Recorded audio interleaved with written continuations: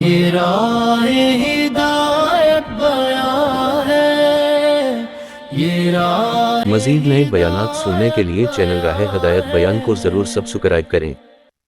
یہ میرا محبوب دین ہے، اور اللہ تعالیٰ نے قیامت تک آنے والے انسانوں کے لیے ضابطہ بنا دیا۔ ضابطہ اس کو کہتے ہیں جو بدلتا نہیں ہے۔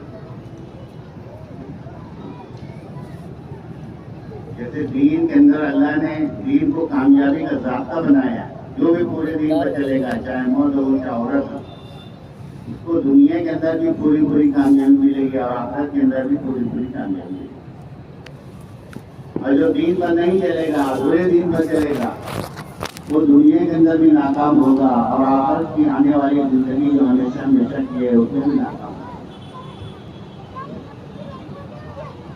اس لیے جیسے مردوں کا پورے دین پر چلنا اپنی کامیابی کے لیے اہم اور ضروری ہے، ویسے ہماری خواتین کا بھی پورے دین پر چلنا دنیا اور آخرت کی کامیابی کے لیے اہم اور ضروری ہے۔ جیسے کھانا کھانا ہر ایک کی ضرورت ہے، جو کھائے گا اس کا پیٹ بھرے، ایسا نہیں کہ شوہر کھانا کھائے تو بیوی کا پیٹ بھر جائے، بیوی کھانا کھائے تو بچوں کا پیٹ بھر جائے۔ شوہر کو بھی کھانا پڑتا ہے پیٹ بھرنے کے لیے، بیوی کو بھی کھانا پڑے گا پیٹ بھرنے۔ اللہ تعالیٰ فرما رہے ہیں میرے بندو تم سب بھوکے ہو سوائے اس کے جس کو میں کھلاؤں۔ حدیث قدسی کا ٹکڑا بیان کر رہا ہوں میں کہ میرے بندو تم سب بھوکے ہو سوائے اس کے جس کو میں کھانا کھلاؤں، اس سے مجھ سے کھانا مانگو میں تم کو کھانا کھلاؤں۔ میرے بندو سب تم برہنہ ہو سوائے اس کو جس کو میں پہناؤں، اس لیے مجھ سے کپڑا مانگو میں تم کو کپڑا پہناؤں۔ میرے بندو تم سب گمراہ ہو سوائے اس کے جس کو میں ہدایت دوں، اس لیے مجھ سے ہدایت مانگو میں تم کو ہدایت دوں۔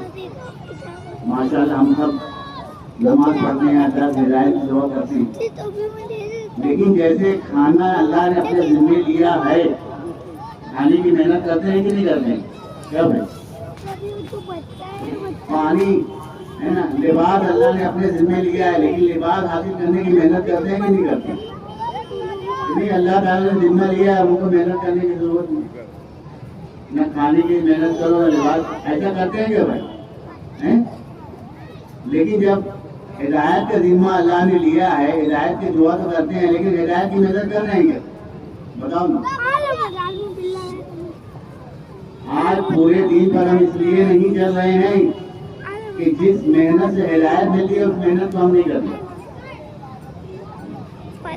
اور ہدایت کی کوئی حد نہیں ہے، ایسے ہی موت تک، بلکہ اللہ قیامت تک زندگی دے، قیامت تک ہدایت کی محنت کریں۔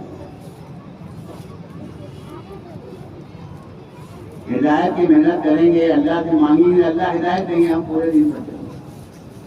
اب پورے دین پر چلیں گے تو اللہ تعالیٰ صرف دنیا کے بھی حالات نہ بنائیں گے بلکہ آخرت کے بھی حالات بنائیں گے، بلکہ پورے دین پر اگر ایمان والا چلے گا، ایمان والی عورتیں چلیں گی تو اللہ تعالیٰ پوری دنیا کے حالات بدل دیں گے، پوری دنیا کے اندر امن و امان آ جائے گا، پوری دنیا کے اندر چین سکون آ جائے گا، پوری دنیا کے اندر اللہ کی برکتیں آ جائیں گی۔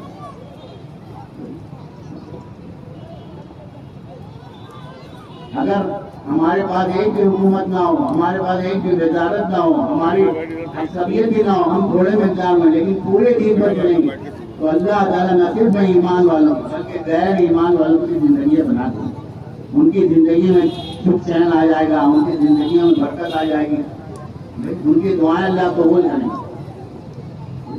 اگر ساری دنیا کی حکومت ہمارے پاس آ جائے، ساری دنیا کی وزارت ہمارے پاس آ جائے، ساری دنیا میں مسلمان ہی ہو جائیں، لیکن ادھورے دین پر چلیں گے یا بے دینی کی زندگی گزاریں گے، نہ مسلمانوں کے حالات بننے والے نہ غیر ایمان والوں کے حالات بننے والے۔ آج ساری دنیا کے اندر جو مسلمان پریشان ہیں اور مسلمانوں کے ساتھ غیر ایمان والے پریشان ہیں، اس کی واحد وجہ یہی ہے کہ مسلمان ادھورے دین پر چل رہا ہے یا بے دینی کی زندگی گزار رہا ہے۔ تو اللہ کے نبی صلی اللہ علیہ وسلم جیسے دین لے کر کے آئے، ویسے جس محنت سے دین آتا ہے وہ محنت بھی لے کر آئے، اور دین آئے گا ہدایت کی محنت سے۔ جب ہدایت کے حاصل کرنے کی محنت کی جائے گی تو دین زندگی میں آئے گا، دین زندگی میں آئے گا اور دین پر چلیں گے، اللہ حالات بنائیں گے۔ آج ادھورا دین کیوں ہے ہماری زندگیوں میں، بے دینی کی زندگی کیوں گزار رہے ہیں؟ اس لیے کہ ہدایت کی محنت کریں۔ یہ مذاکرہ ہمارا خاص طور سے اس لیے رکھا گیا ہے کہ جیسے مرد حضرات اللہ سے ہدایت دینے کی محنت کرتے ہیں، مسجد کے اعمال کرتے ہیں، روزانہ تعلیم میں بیٹھتے ہیں، روزانہ مشورے میں بیٹھتے ہیں، روزانہ مسجد کی آبادی کا عمل کرتے ہیں، ہفتے کے 2 گشت کرتے ہیں، ہر مہینہ اللہ کے راستے میں نکلتے ہیں، سالانہ خروج کرتے ہیں، شب گزاری میں رہتے ہیں، ماہانہ جوڑ میں جاتے ہیں. یہ وہ اعمال ہیں جن اعمال کے ذریعے سے اللہ ہدایت دے. ایسے جیسے مردوں کے لیے اعمال لے کر کے آئے ہمارے نبی پاک صلی اللہ علیہ وسلم، ویسے ہی عورتوں کے لیے، خواتین کے لیے بھی اعمال لے کر کے آئے اللہ کے. جیسے مرد حضرات جو اعمال ہدایت ہیں وہ کریں گے تو اللہ ان کو ہدایت دے. ایسے ہی وہ اعمال جو مستورات کے ذمہ وہ کریں گے تو اللہ تعالیٰ ان کو بھی ہدایت دیں گے. اور جیسے دین پر چلنے کی ذمہ داری مرد کے ساتھ خواتین کی ہے، ویسے ہی دین کی محنت کی ذمہ داری یعنی اللہ سے ہدایت لینے کی ذمہ داری مردوں پر بھی ہے، خواتین پر. اللہ تعالیٰ نے قرآن میں ایک اعلان فرما دیا، کنتم خیر امۃ اخرجت للناس تأمرون بالمعروف وتنہون عن المنکر وتؤمنون باللہ. اللہ فرمائے تم بہترین امت ہو، تم بہترین امت ہو کہ بھلائی کا حکم کرتی ہے، بری باتوں سے روکتی ہو اور اللہ پر ایمان رکھتی ہے. بھلائی کا حکم کرنا، بری باتوں سے روکنا یعنی امر بالمعروف کرنا اور نہیں عن المنکر کرنا، یہ دعوت کی محنت کا ایک اہم رکن ہے. امام غزالی رحمۃ اللہ علیہ نے لکھا ہے کہ اگر ہمارے مرد اور خواتین امر بالمعروف عن المنکر کو ہے نا یعنی بھلائی کا حکم کرنا، بری باتوں میں عمل کو چھوڑ دیں گے تو گویا ہم نے انبیاء علیہ السلام کو اللہ کے دنیا میں بھیجنے کو بیکار عبث سمجھا. آج ہم نے یہی کیا ہے نا، سارا کام کر رہے ہیں لیکن اس کام کو وقت ملا تو کر دیے، فرصت ملے تو کر دیے، ہے نا. ذرا سی کام آتا ہے دعوت کے کام کو آگے پیچھے کر دیتے. حضرت عمر فاروق رضی اللہ عنہ قول ہے، مشہور قول ہے کہ اللہ تعالیٰ نے کنتم خیر امت، کنتم لگا کے شرط لگا دی کہ تم جب تک دعوت کی محنت نہیں کرو گے اس وقت تک خیر امت میں تمہارا شمار نہیں ہو. ایسے خواتین بھی جب تک دعوت کی محنت نہیں کریں گے ان کا بھی خیر امت میں شمار نہیں ہو. اگر بغیر دعوت کی محنت کرے مردوں کا خواتین کا دعوت کی محنت میں شمار ہوتا اللہ کے نزدیک تو اللہ تعالیٰ کنتم خیر امۃ اخرجت للناس کے بجائے قرآن میں انتم خیر امۃ اخرجت للناس. لیکن کنتم کہے گا کہ اللہ نے شرط لگا دی کہ مرد دعوت کی محنت کریں گے اور مستورات دعوت کی محنت کریں گے تو ان کا شمار ہے نا خیر امت بنا. چنانچہ صحابہ کرام رضی اللہ عنہم کی صحابیات کی زندگی اٹھا کر دیکھی کہ انہوں نے اس ذمہ داری کو سمجھا تھا. وہ بھی کسی کے بیٹے تھے، وہ بھی کسی کے باپ تھے، وہ بھی کسی کے شوہر تھے. وہ خواتین بھی گھر کی ذمہ داری سنبھالتی تھی، بچوں کو سنبھالتی تھی. لیکن سارے ذمہ داری کے باوجود کہ میں آخری نبی حضرت محمد مصطفیٰ صلی اللہ علیہ وسلم کو امتی ذمہ داری کو انہوں نے سب سے اوپر رکھا. تو اللہ تعالیٰ نے صحابہ کرام رضی اللہ عنہم کو، صحابیات کو قوموں کا سردار بنایا تھا، قوموں کے سر کا تاج بنایا تھا. آج ہم بھی ذمہ داری کو پوری کر رہے ہیں. ختم نبوت کے دوپہر میں دین کی محنت کی ذمہ داری ہمارے اوپر ہے. ہم کسی نہ کسی درجے میں ذمہ داری کو پوری کر رہے ہیں. لیکن پہلے میں باپ ہوں، میرے اوپر دیگر بچوں کی ذمہ داری ہے. پہلے وہ ذمہ داری پوری کروں گا، پھر وقت ملے گا تو میں حضرت نبی پاک صلی اللہ علیہ وسلم کی امتی ہوں، اس کی ذمہ داری دوں گی.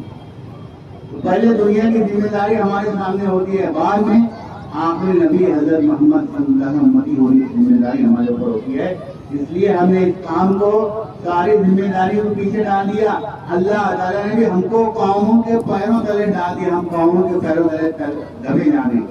دنیا کے اندر اٹھا کر دیکھو، مسلمان ساری دنیا کے اندر جتنا پریشان ہے، جتنی جان مال اس کی محفوظ نہیں ہے، عزت محفوظ نہیں. اس کی واحد وجہ ہے کہ ہم جو ختم نبوت کے دوپہر میں جو ذمہ داری تھی، جس کی ذمہ داری کو پورا کرنے کے لیے اللہ تعالیٰ نے ہم کو خیر امت کا لقب دیا تھا، اس ذمہ داری کو ہم نے سب سے آخر میں رکھا. پہلے شوہر کی ذمہ داری، پہلے باپ کی ذمہ داری، پہلے بچوں کی ذمہ داری، پہلے عورتوں کی ذمہ داری. ایسی عورتوں نے بھی پہلے بچوں کی ذمہ داری، پہلے شوہر کی ذمہ داری، بعد میں دین کی ذمہ داری. یہی وجہ ہے آج ہماری ذلت کی پریشانی.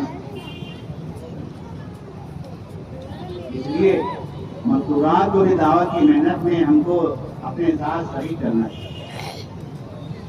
جو مرد اپنے ساتھ اپنے خواتین کو دعوت کی محنت میں شریک کرے گا اس کی مثال ایسے ہے جیسے دو پہیے کی گاڑی یا دو بازو کا پرندہ. دو پہیے کی گاڑی میں دیکھو تو آرام سے چلتی منزل طے کرتی ہے. ایسے ہی دو بازو کا پرندہ بھی ایک جگہ چھوڑ کے دوسری جگہ چلے جاتا ہے. لیکن ہم دعوت کی محنت کرتے کرتے علاقے کے ذمہ دار بن گئے لیکن اپنی خواتین کو دعوت کی محنت میں شریک نہیں کیا تو ہماری مثال ایسی ہے جیسے ایک پہیے کی گاڑی یا ایک پر کا پرندہ. ایک پر کا پرندہ اڑ نہیں پائے. ایسے ہی ایک پہیے کی گاڑی چل نہیں پائے. ایسے ہی اگر ہم نے خواتین کو اپنے ساتھ دعوت کی محنت میں شریک نہیں کیا تو سمجھ لو کہ ہم بھی موت تک دعوت کی محنت میں نہیں چل پائیں. اب دعوت کی محنت یہ ماحول پروف محنت ہے, بے دین پروف محنت ہے. جیسے واٹر پروف گھڑی ہوتی ہے نا, یہ پانی کے اندر اگر گھڑی گر جائے تو بھی چلتی رہے گی, بگڑے گی نہیں. ایسی دعوت کی محنت آدمی کو بے دین پروف بناتی ہے. ہر طرف بے دینی کا ماحول ہے. اگر دعوت کی محنت کرتا رہے گا بے دین پروف بن جائے گا. آپ بے دینی کے ماحول میں بھی دین بچے. ہمارے نیاز فرمایا کرتے تھے کہ ماحول کی مثال موسم کی طرح سے ہوتی ہے. جیسے سردی کا موسم ہے تو ہر ایک کو سردی لگتی. جو نمازی ہے اس کو بھی سردی لگے گی, جو بے نمازی ہے اس کو بھی سردی لگے گی. مؤذن صاحب کو بھی سردی لگے گی, پنڈت جی کو بھی سردی لگے گی. ایسا نہیں کہ چلو مؤذن صاحب کو سردی نہیں لگتی, لگتی ہے کہ نہیں لگتی. تو جیسے موسم کا اثر ہر ایک کو ہوتا ہے ایسے ہی بے دینی کا اثر دیندار کو بھی ہوگا, بے دین کو بھی ہوگا. اس لیے ہر ایک کو دعوت کی محنت کر کے بے دین پرو بننا پڑے گا تاکہ بے دینی کے ماحول میں بھی دین کر سکے.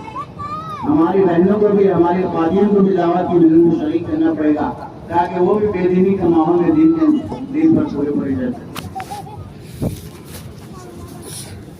اب اس کے لیے کیا کرنا ہے ہماری خواتین, ایک تو ہمارے گھر میں ہماری خواتین کو اور ہم سب کو دعوت کا ماحول بنانا کہ ہمارے گھر میں جو بھی آئے یا ہماری خواتین کسی ضرورت سے گھر کے باہر جائیں, میکے میں جائیں یا اپنی سہیلی سے ملاقات کے لیے جائیں یا شادی بیاہ میں جائیں تو دعوت کی نیت سے جائیں.